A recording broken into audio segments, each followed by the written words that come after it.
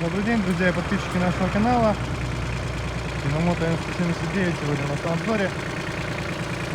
Отличная, достаточно распространенная модель трактора с хорошими функциями, хорошей мощностью и небольшим размером. Двухточечное крепление навесное устройство у нас здесь с гидрорегулировками. Естественно, висит фреза. Фреза уже с грядообразователем. Так он выглядит. По фрезе хочется заметить, метр 30. Боковой редуктор и прямо новые ножи. То есть достатки очень хорошие, менять еще очень долго не придется. Можно смело такую фрезу использовать несколько сезонов. По шинам, я думаю, видно, что остатки также блестят новым.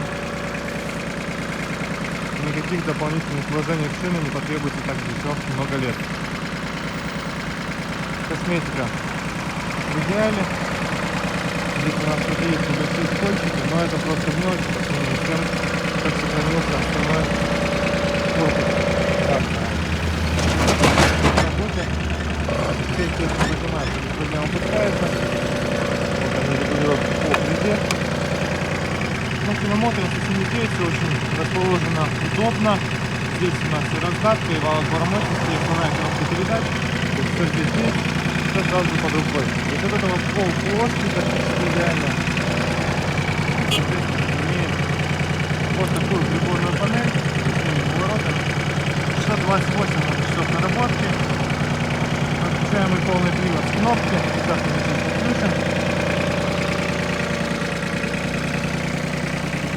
Вот, собственно, такой-то короткий на Yamamoto N179. Напомню, колея у него здесь в районе 80 сантиметров должна быть. 3 цилиндра двигатель, естественно, дизельный на механическом МВД. Еще раз обойдем вокруг. Но трактор очень целый и очень хорошей сохранности, поэтому его показать абсолютно не стыдно. Напомните, на Yamamoto N179 компания «Продосавка». Приезжайте. Всего доброго.